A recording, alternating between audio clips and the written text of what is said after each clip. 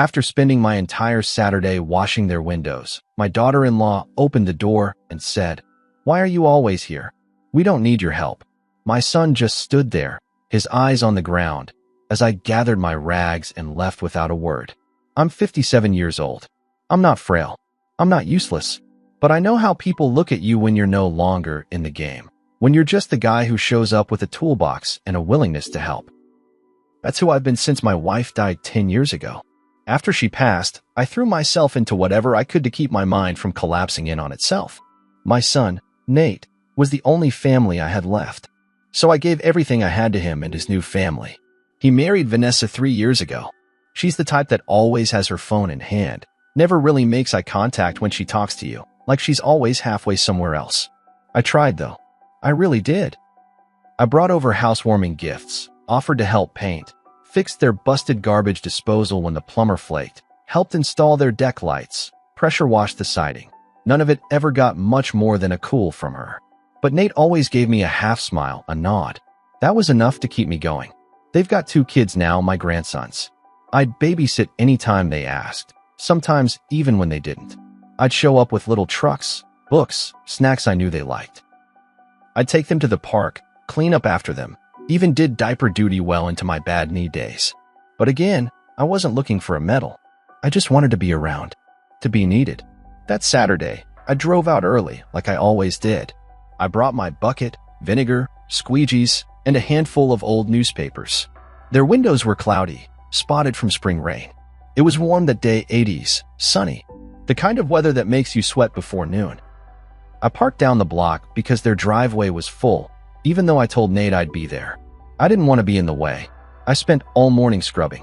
I started with the second-story ones, dragging the ladder from window to window, careful not to scuff their siding. Took short breaks just to stretch my back. No one offered me water or even came out to check.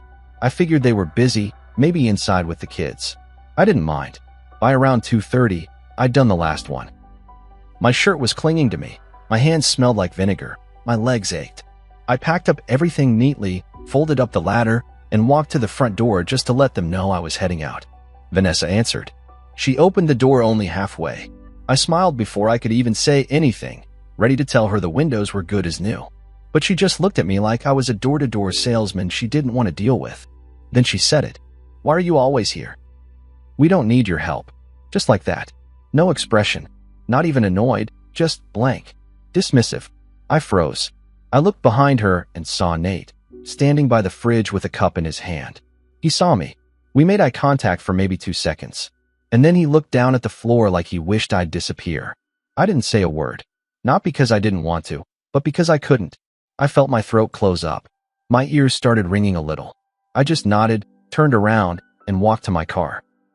As I drove back to my place in Marietta, I didn't cry. I didn't yell. I just kept replaying her words in my head. "Why are you always here?" Over and over. I pulled into my driveway, went inside, and sat at the kitchen table without turning on the lights. That night, I didn't sleep. I just stared at my coffee pot. My phone stayed silent. No text from Nate. No call. I waited the next day, and the one after that. Still nothing. It's been 2 weeks now. I haven't reached out, and neither has he. I keep going over every Saturday I gave up, every moment I bit my tongue. All those times I ignored Vanessa's snide comments. All the times she cut me off mid-sentence or told Nate, "Your dad's stuck in the past." Maybe I was. But I was there. I showed up. I gave them everything I had left. Now I'm starting to realize I was just the help. The man with a bucket and a ladder. The man who didn't know when he'd overstayed his usefulness. I don't think they understand what they did to me that day. But I do. And I'm not just going to take it. 3 days after that Saturday, I finally broke and texted Nate. I didn't want to grovel, but I needed to understand. I just wrote, "Did I do something wrong?" No reply. Not that day, not the next. On the 5th day, I drove past their house. I didn't stop, didn't get out. I just drove by slow. The windows still looked clean. My grandsons were out front with Vanessa, playing with some chalk on the driveway. She looked up and saw my truck. She didn't wave. She didn't even nod. She just turned around and walked inside, calling the boys in with her. That was the first time I ever felt like a stranger to my own blood. A week later, I found out from a neighbor, Mrs. Jeffries, who still chats with me at the post office. That Vanessa had told people I was always dropping by uninvited and too controlling. I couldn't believe it. I've never once shown up without calling ahead. And controlling? The only thing I ever tried to control was whether Nate had to pay for a plumber or not. Then, out of nowhere, Nate finally texted back. All it said was, "It's not personal. We just need space."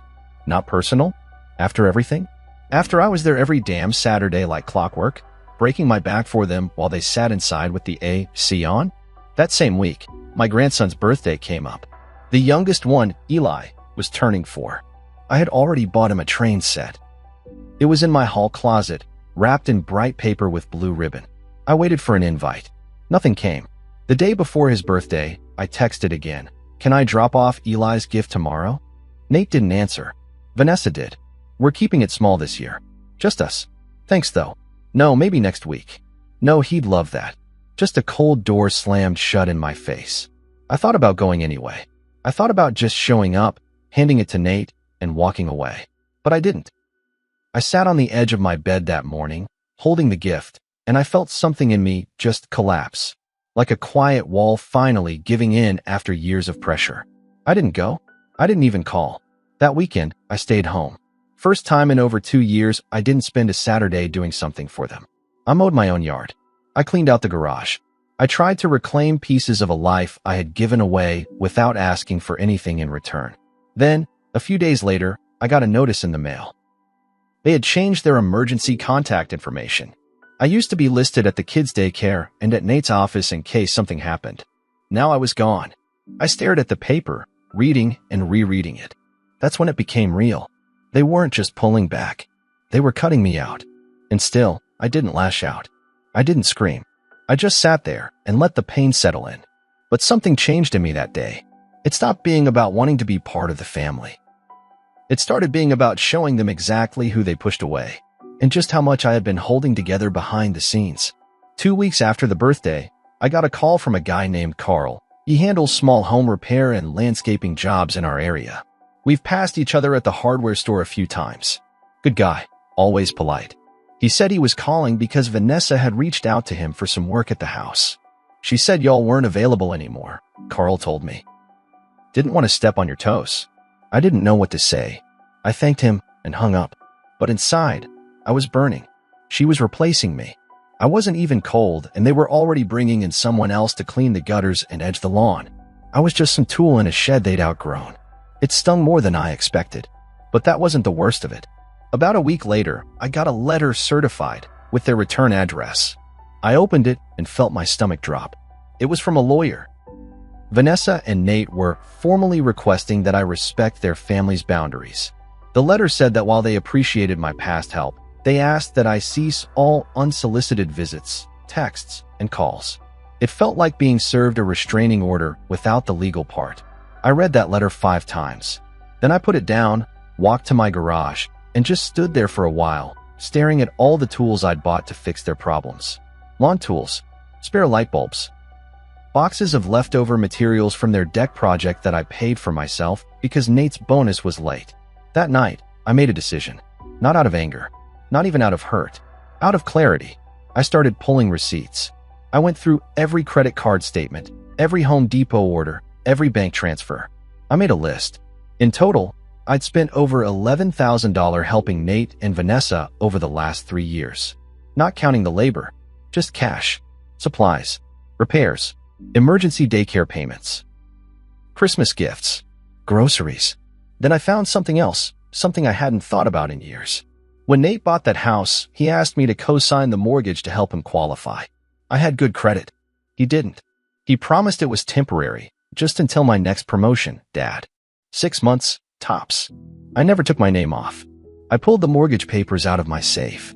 I was still legally tied to the house. Still liable. Still holding part of their world together.